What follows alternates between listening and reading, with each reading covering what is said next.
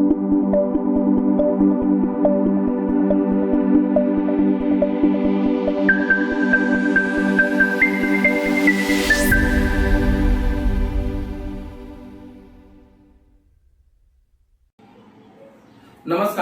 आपलं सर्वांचं ओम गुरुकृष्ण मध्ये स्वागत आहे. आपली मॅथ्स 1 ची सिरीज त्यामधील प्रॅक्टिस सेट 144 शाब्दिक समीकरण सायमल्टेनियस इक्वेशन. प्रॅक्टिस सेट 144 मधलं मी पहिलं सम सोडवून दिलं होतं. आता हे दुसरं सम आहे, बरोबर. तर दुसरा सम सोडून दिलं तरी काय केलं माहिती आहे तुम्हाला, थोडंसं वेगळ्या पद्धतीने विचारलेलं आहे. माहिती देताना क्वेश्चनची थोडीशी ट्रॅक अशी वापरली त्या लोकांनी, जेणेकरून मुलं थोडी कन्फ्युज पण होतील आणि डोकं लावतील. तर उदाहरणार्थ बघा, इथे गणित दिलेलं आहे. त्या गणितामध्ये काय सांगितलंय, इथे एक डायग्राम काढलेला आहे. त्या डायग्राम मध्ये लिहिलेलं आहे आय एम रेक्टँगल. काय म्हणताय, आय एम रेक्टँगल. आता I M rectangle म्हणाल्यानंतर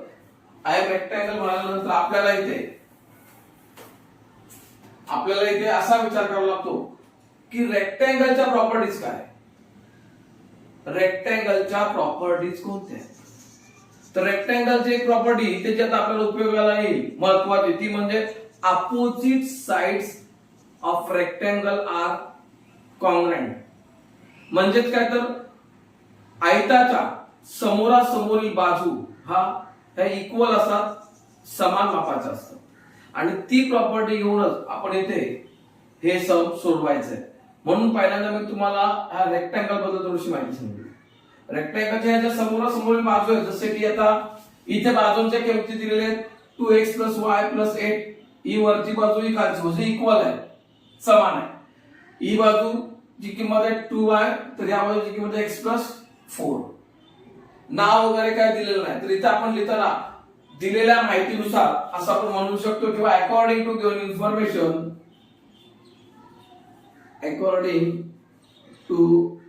given information, given figure is a rectangle. ही जी फिगर दिलेली आहे, जॉमेट्रिकल फिगर जी दिलेली आहे, भूमितीय रचना जिथे इथे आलेल्या आकृती, ती आहे आयत, रेक्टँगल. म्हणून आपण काय करू, रेक्टँगलच्या समोरासमोरील बाजू या कशा असतात, कॉन्ग्रुएंट असतात.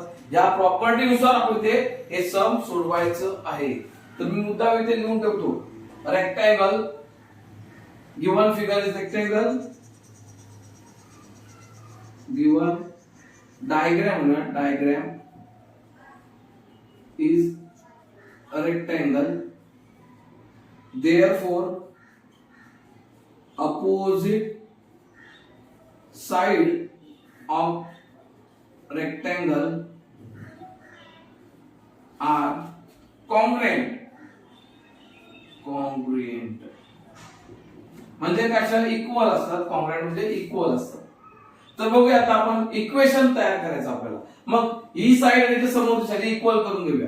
म्हणजेच काय, फर्स्ट 2x + y +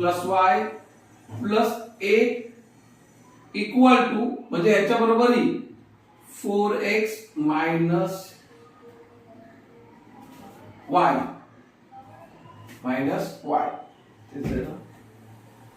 हो, बरोबर.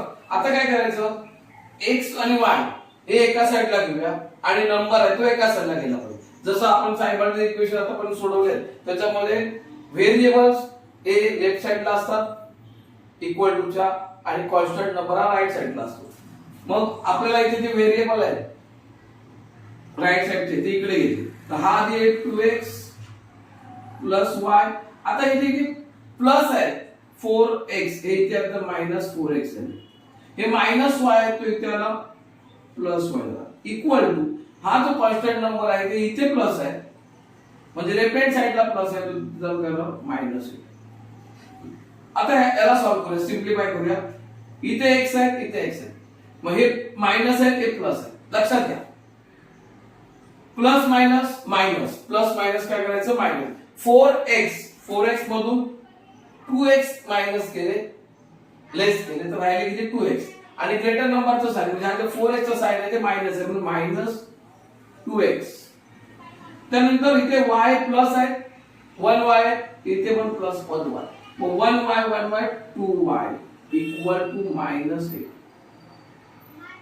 ह्याला अजून सिम्प्लिफाय कसं करू शकतो तर divide by 2 both the side कारण 2 2 8 हे 2 च्या टेबल मधले नंबर आहे म्हणून याला both the side divide by 2 both the side divided by 2 मग minus 2x divided by 2 plus 2y divided by 2 equal to minus 8 divided by 2 2 cut राहिले minus x 2 cut plus y equal to 2 1 जा 2 2 4 जा 8 minus 4 equation number आपल्याला इथे काय मिळणार आहे 1. म्हणजे आपण काय केलं रेक्टँगलची लेंथ ही जी आहे त्याचा उपयोग करून इक्वेशन नंबर 1 तयार केलं. आता रेक्टँगलची लेंथ दुसरी आहे ब्रेथ ही घेऊया म्हणजे इथे 2y equal to x plus 4 पुन्हा इथे तसाच हा x कडे आला म्हणजे minus x plus 2y equal to 4 हे झालं इक्वेशन नंबर 2. आता आपल्याकडे इथे दोन इक्वेशन मिळालेले आहेत इक्वेशन 1 आणि इक्वेशन 2. आता या दोन इक्वेशनचं नेहमीप्रमाणे आपण काय करणार आहोत थोडं निरीक्षण करूया कोणते व्हेरिएबल इक्वल आहेत इथे x 1 आहे इथे पण x 1 आहे म्हणजे इथे x व्हेरिएबल काय इक्वल आहे. आता x व्हेरिएबल इक्वल आहे तर x व्हेरिएबलचं साइन म्हणजे जर चिन्ह काय आहे तर इथे -x आहे इथे पण -x.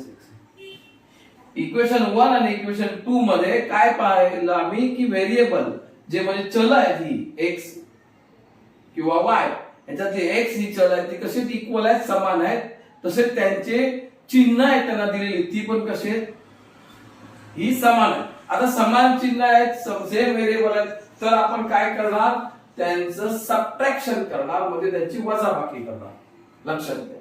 मग subtracting equation 1 and 2 subtracting equation 1 and 2 equation 1 आहे x -x plus y equal to -4 equation 2 आहे subtraction the side -x plus 2y equal to 4. Subtraction करण्यामध्ये या इक्वेशनचे साइन बद्दल इथे मायनसचं प्लस इथे प्लसचं मायनस आणि इथे प्लसचं मायनस. आता बघा हे मायनस साइन आणि हे प्लस साइन हे साइन थोडं बघायचं आहे आता बदललेलंच आहे म्हणजे +x आणि -x कट झाले इलिमिनेट झाले. इथे -2y + y म्हणजे प्लस मायनस मायनस म्हणजे 2 मधून हा 1y गेला तर राहिला फक्त y आणि याचं ग्रेटर नंबरचं साइन म्हणजे 2 चं साइन 2y चं साइन मायनस इक्वल टू इथे मायनस मायनस काय होणार प्लस साइन मायनस म्हणजे -8. आता बोथ साइडला मायनस साइन आहे ते कट होणार आणि राहणार y इक्वल टू 8. आता आम्हाला y इक्वल टू 8 मिळालेले बरोबर. फाइंड द व्हॅल्यू ऑफ आमची y आलेले त्यानंतर पुढे आम्हाला आता find the value of x करायचे. मग काय करणार मी जी व्हॅल्यू आली ती इक्वेशन नंबर 1 मध्ये पुट अप करणार. y equal to 8 put in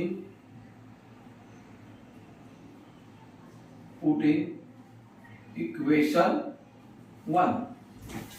आता इक्वेशन 1 मध्ये कोणतं -x + y = -4 ते लिहून घेऊया -x + y = -4. y ची व्हॅल्यू 8 आहे -x + 8 = -4. -x इथे राहिले हे जे प्लस नंबर आहे तो तिकडे जाणार म्हणजे -4 -8 -x. पुन्हा आता इथे minus minus plus 12 sign minus इथे -x. आता बोथ साइडला मायनस मायनस आहे म्हणजे x = 12. अशा प्रकारे आम्हाला व्हॅल्यू x आणि y ची find the value of x आणि y आलेला आहे. पण त्यांनी इथेच थांबलेलं नाही, तर त्यांनी पुढे परत सम विचारलं, find my perimeter and my area. My perimeter my area मतलब म्हणजेच काय, तर हा रेक्टँगल आहे, हा रेक्टँगल आय एम रेक्टँगल म्हणजेच रेक्टँगलचा पेरिमीटर. मग perimeter of rectangle, perimeter of area, sorry area of rectangle आपल्याला फाइंड करायचं. मग आता एरिया इथे बघूया, पेरिमीटर, पेरिमीटर ऑफ रेक्टँगल बरोबर metre of rectangle equal to, formula काय, तर रेक्टँगलचा फॉर्म्युला म्हणजे पेरिमीटर म्हणजे काय, पहिला ते थोडंसं समजून घेऊ. पेरिमीटर म्हणजे sum of all side, perimeter sum of all side म्हणजेच काय, पेरिमीटर. पेरिमीटर म्हणजे कोणत्याही फिगरचा पेरिमीटर काढायचा असेल तर आपल्याला त्या सगळ्या साइडची काय करायची, ऍडिशन करायचं, सम करायचं. मग आता आपण जर इथे बघितलं, इथे तर बघा, ही इथे एक एक्स साइड आहे, इथे वाय साइड आहे. म्हणजे समजा आता एक्स म्हणजे ही एक्स असेल, ही वाय, बरोबर. या साइडच्या आता व्हॅल्यू आलेल्या आपल्याला. मग पेरिमीटर करताना आपण फॉर्म्युला काय करू, 2, कारण काय, 2l प्लस 2b म्हणजे 2 लेंथ आणि 2 ब्रेथ.